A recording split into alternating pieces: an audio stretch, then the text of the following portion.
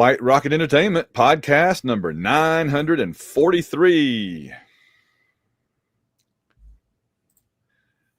A new football coach is hired on the plains, not the steps. From the steps to the plains. What do we think? Boris is happy. It's a very special emergency edition of the AU Wishbone, and it is next. From Southern Illinois and Eastern Virginia all the way to the steppes of Russia, it is the AU Wishbone podcast. John, how are you this afternoon? I'm well, Van. How are you? Except it's actually the morning still for me. So strange early day show, but we had to go on the air. We had to get this thing fired up because Auburn has a new football coach. This is the third time in this decade that we have hired a coach, and hopefully this time we got it right. And we're going to discuss this new coach and what we think about him, how we rank him. Are we happy? Are we sad? Are we positive? We're not positive. I mean, there's a lot to get into here. There's not a lot to get into, but there's a lot of depth to get into what we have. So what's the word on the street? Alex Golesh, formerly of South Florida, is the new Auburn football coach. They have sent a plane to pick him up. He's telling his current team this morning he'll be on the planes in Auburn this afternoon to meet the current Auburn football team. And I just realized I did not put my my notes in with the others. So let me give me 1 second here. It's all good. And that's not it. I had to go all the way back. But so do you want to do like a immediate thoughts, like positive, negative? What's your first, like, at first blush, what did you say when you heard that this morning? Positive surprise. I think in the last 24 hours, 36 hours, Auburn fans have gone through this cycle. We're not going to talk about the football game at all in this podcast, but this cycle about the coaching search where, you know, we thought we were going to have Summerall. We thought we weren't going to have Summerall. At one point, there was a feeling that it was going to be the interim coach, Durkin. And then this morning, it was Golesh. So I think that kind of roller coaster of the coaching cycle, last 24 hours, probably has everybody a little whiplashed or whatever. Yeah, I think so. But I'm excited. Golesh was on my list. Yes. And I feel like he's a really good coach. I think he was going to get one of these jobs. And I think in hindsight, you look back and Arkansas really wanted to close the deal with him earlier this week, and he didn't close the deal with him. And I think it was probably because, you know, Auburn had reached out to him and said, hey, you know, we may want you, you know. So I think that's a big thing. But I think he is a good football coach. He built South Florida up from terrible. You know, they won like 4 games in like 3 years before he got there. And he built them into a playoff contender, a team that he went into, you know, in Gainesville and beat Florida with less talent this year. And they had the 10th best offense in the country on SP Plus, the advanced stats. So, and then when he, you know, a guy that before he was at South Florida, he was offensive coordinator at Tennessee when they had those great Tennessee teams in like 21, 22, the great offense. They beat Alabama, that exciting offense. That's Hooker. him. And that's right. Hooker, Hendon Hooker, when he was there, that offense was Golesh. And it hasn't been the same since he left. No. And so and before he was there, he was at Central Florida for a year with the current Tennessee coach. And before that, he was at Iowa State as a quarterback coach and developed a quarterback named Brock Purdy, who's been the 49ers quarterback the last 10 years or whatever. So he's a really good offensive coach, but also a guy who can build a program and knows what to do and is kind of a young up-and-coming coach who's earned this opportunity. So I'm excited. What was your initial reaction when you heard it?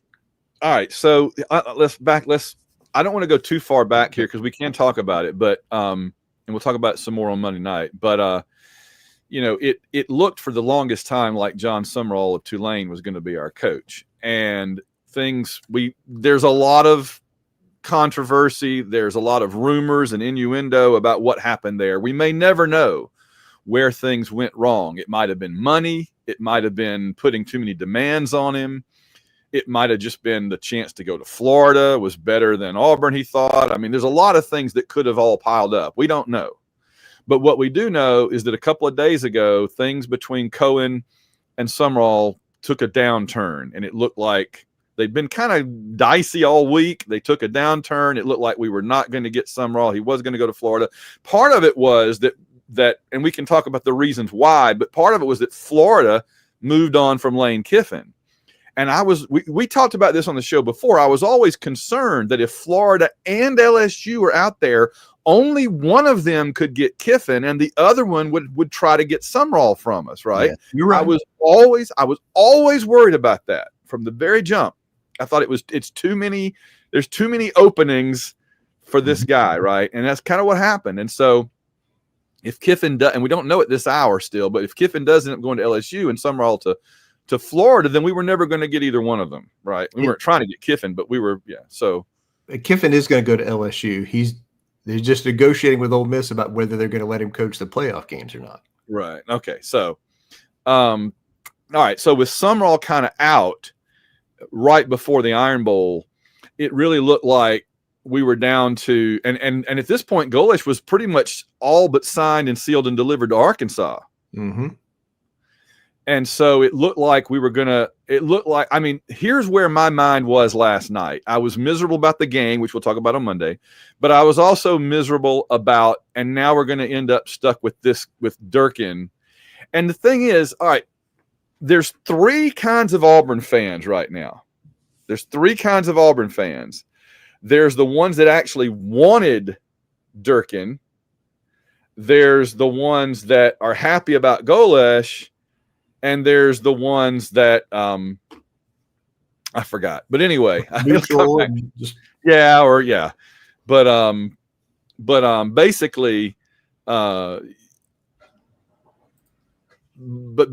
so it looked like we were going to be stuck with Durkin. The third of the Auburn family that wanted him was probably okay with was certainly okay with that and probably pretty happy about it. But the rest of us, to me, it just seemed humiliating because Cohen had made a big splash about saying we're going to, we've got coaches lined up that want our job. We're going to make a big hire. We're going to it's going to be a big name. And if we turn around and hired our defensive coordinator off of the existing staff, that would have just been embarrassing, right? I mean, because it's like saying we had all these people lined up and we're like, we'll just keep this guy that we've got that nobody else wanted and that, has not, and all the things that can be said about Durkin. So to me, when the word came yesterday that we were talking to Golesh again, I went to bed last night 50-50 that we're either going to keep Durkin and I'm going to be miserable, or we're going to get Alex Golesh. And how do I feel about that? And I wasn't sure how I would feel. I had to have it happen to really know. And this morning, when the word came at 10:05 or whatever that we had Golesh, I just felt this enormous relief. He was not my number one guy, but after everything that Summerall put us through, I'm kind of happy that we don't. I mean, I would have been happy with Summerall, but I'd have had some lingering resentment over it a little bit, I think. And now, I mean, let's just watch what happens at Florida. Let's see how he does, because I'll tell you right now, the Florida fans are not happy about getting him. They see him as Billy Napier 2.0, and they do not want him. And so if he's making a couple extra $1 million to coach at Florida instead of Auburn, God bless him, but I hope he can win those fans over, because Florida fans are today feel like we would have felt if we had hired Durkin, I think. Yes.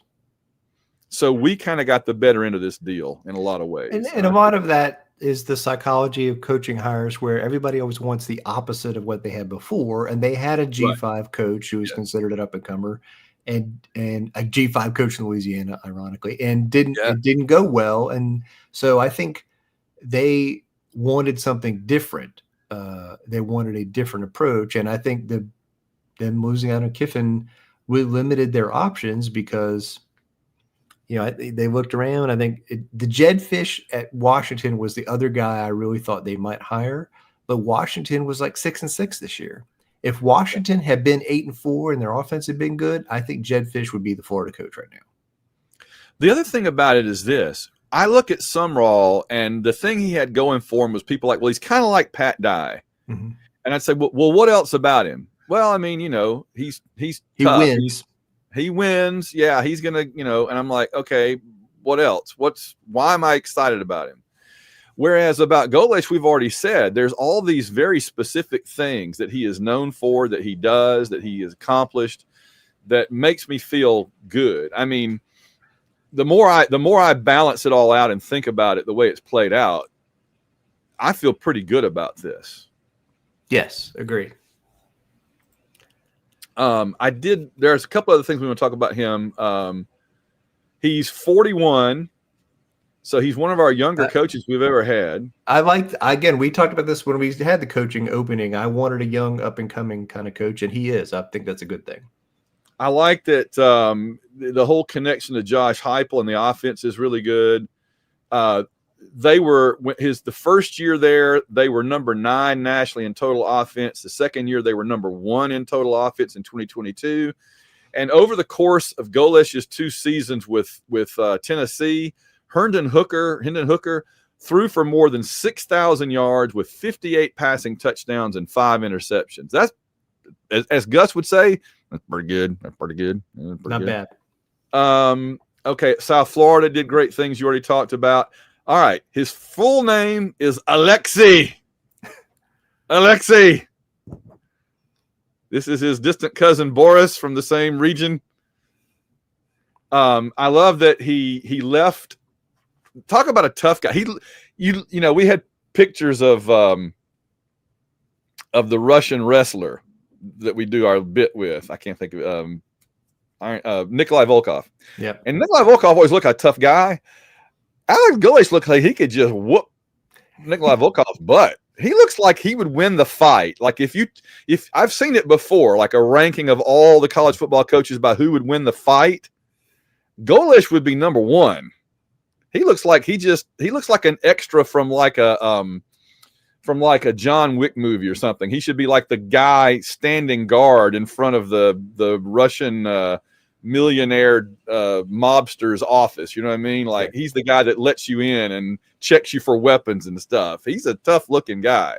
All right. So he's Alexi. His parents took him with them and left when he was 7, when the Soviet Union collapsed and he immigrated to the U.S. He grew up in Brooklyn. That doesn't make you any weaker, John. This guy has ties to Russia and Brooklyn. Good Lord. We now have an Auburn football coach who grew up in Brooklyn. I just want to lay that out. I never thought I would see the day. Welcome back to the same old place where you started from. Brooklyn, 4th largest city in America.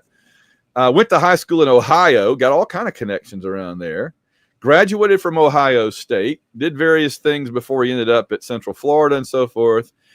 I wanted to mention this. There was a long tweet from the athletic director at South Florida. Yeah, I saw that. All right. Having just written the book that we wrote about 2010 and about Chiswick, right? One of the first things in our book about 2010 is Chiswick leaving Iowa State to come back to Auburn. The way that the athletic director at Iowa State handled that was abominable. He was awful. He insulted Chiswick. He was rude, all that. Clearly, athletic directors have learned you're not going to get a great new coach if you make a big deal out of being crappy to the guy you just had, right? Yes. He was gracious. He wished him and his family the best, said congratulations to him on getting this great job. I mean, and then he pivoted to, now South Florida is going to go out and get a great coach, whatever. And that's how you do it, right? That's how you do it. Especially if you're a G5 like that, they know they're not going to be able to compete with SEC teams or coaches. And so you want to show that, like, hey, this is a place you could come and spend a few years and win games and then have the opportunity. And they, like you said, they know they're not going to be there forever if they're really good. but yeah, come and give us 4 or 5 good years, and then you can move up. It'd be great. Yeah. The other thing that was funny was they played Florida Atlantic, and Florida Atlantic's coach is Tom Herman, late of Texas, late of Ohio State, whose career crashed out after he left Ohio State. He's down at the Florida Atlantic, which is the program equivalent of being an assistant to Nick Saban. It's like the CPR for your coaching career, basically. And after that game, which I don't even know who won it, but I saw that after the game, apparently Herman was mad. And so when he was shaking hands with Golesh just kind of shook his hand and said, good game, whatever, and moved on. And Herman kept running around behind Golesh, chirping at him and Golesh just ignored him. And finally, Herman's wife came out and pulled him away and got him to go away and leave. That was funny. That was so funny. Oh my gosh. So I was like, yeah, I would rather be Golesh in that little incident than Herman. So, all right, that's what I had. So, have we gotten to the thing about who his offensive coordinator is? Go with it. Oh, you found it out. You got to break. No, I mean his current offensive coordinator in South Florida is Cody Burns. Cody freaking Burns. Are you kidding me? Now, all right, let's be fair. I feel like, because we know how Golesh is with his offense, is this kind of a Gus Rhett Lashley arrangement is what I kind of feel like, or is Burns actually running the offense? I think Burns is running a lot of the offense, but Golesh is, he's really good. So I think you got to think Cody wants to come back to Auburn, would love an opportunity to coach at Auburn. You cannot not bring Cody Burns to Auburn if you're hired by Auburn. You just also, if you're Alex Golesh and Auburn is interviewing you, you talk to Cody Burns. What do they want? What do they expect? What would it be like to coach there? Cody Burns is like, it would be awesome, Yeah. So there's a chance Cody Burns gets, interviewed and considered for the South Florida head coaching job. That would be amazing. Yeah. And I'd be happy for him if he got it. But if he doesn't get it, you got to think he's hire number one. So that's incredible. I never in a million years would have thought that this would all result in Cody Burns coming back to Auburn. That's amazing. But the word on the street is, did you say this, or did somebody tell me that it looks like we might be trying to get the Georgia Tech offensive coordinator? That's the other guy that's been out there. Buster Faulkner has a name that, that's the Georgia Tech offensive coordinator, who's really freaking good.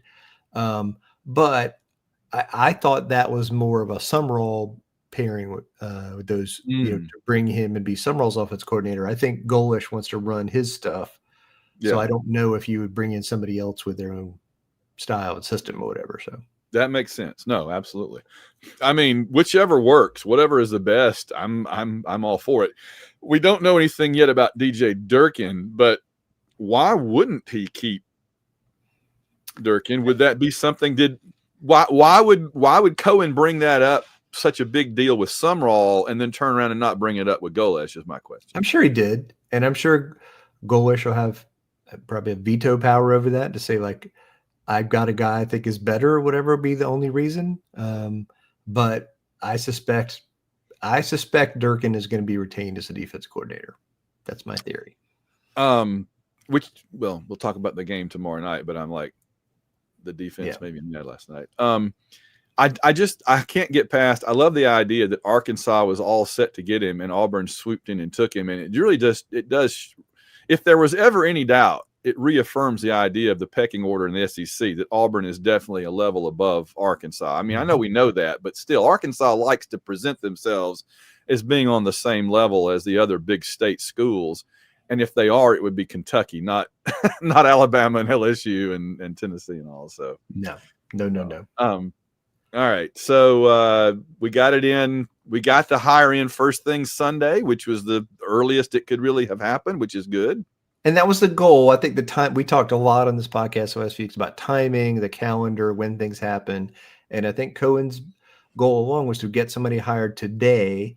And it matters because, the freaking early signing period is Wednesday. And, then we're going to be into the transfer portal before long. So I think that part matters. And now we have a guy who can hire a coaching staff and then go after those high school recruits and show them something. And I think they have. So Auburn has something to sell now, rather than being in a situation where we were potentially stuck with an interim when we got to early signing day. So I think that's a good thing.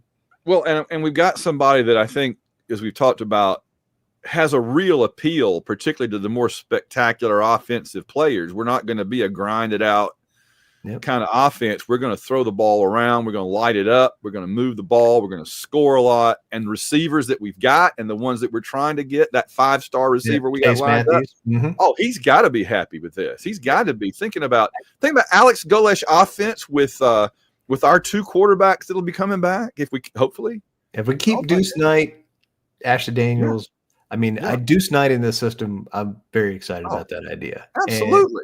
But I also think it will appeal to Auburn fans because there's a base of like power running in it. It's not a finesse kind of spread offense. The base is like a power running, and I think Auburn fans will appreciate that part. Oh, man. I'm excited about that. I'm going to go back and watch some South Florida game film this afternoon, and Monday night when we do our regular Monday show, I'll know even more about what we should be looking forward to and everything. I watch a little bit of that Tennessee-Alabama win from when he was there. So, from 2022, I guess 21 to 22. So absolutely, that's a good call. What else we got? I mean, I think that we talked about the timing piece. I think the only other thing is just, how do we feel? What do we think? I'm telling you, I wasn't going to sure, but again, so much of it was I was almost resigned to the fact that we were going to hire Durkin, and I just didn't know what I was going to do. I mean, I'd said all along that maybe the staff we have now, without that lead weight around their necks, apparently that we had, would be able to do better. But somebody pointed out, one of the beat reporters or somebody pointed out over the weekend that this was not a one-person thing, that Hugh Freeze by himself was not capable of dragging down the program as bad as it had gotten. No, I mean, I'm in that sense, I agree, and I'm very happy we hired an outside coach. Too many penalties, too much sloppiness, too many mistakes, and that made me want an outside new head coach, a fresh start there. And cleaning house a little bit. Again, if we keep Durkin, fine, but I mean, we need a refresh. We need a renewal. Yeah, agree. And I think that's what we're going to get now. And I couldn't be Auburn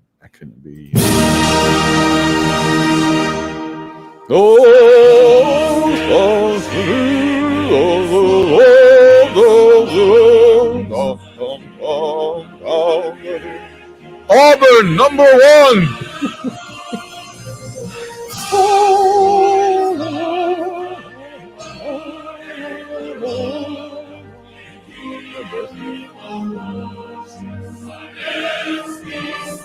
And that's nothing but pure and simple old-fashioned communism.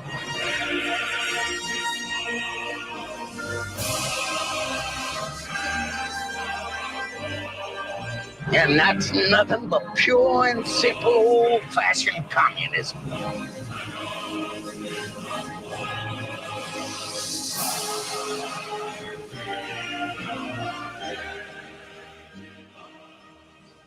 There it is, John. We've been waiting a long time. We've played this in humor towards Alabama, but now we actually have it as our new unofficial fight song. I'm pretty excited. Very excited about that. All right. Any final thoughts? Exhale. Yep. Been a tough week, tough year.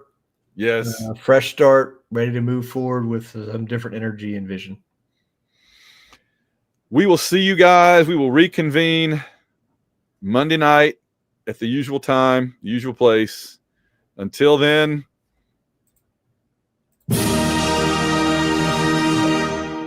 War Eagle and Das Vidania. Das Vidania.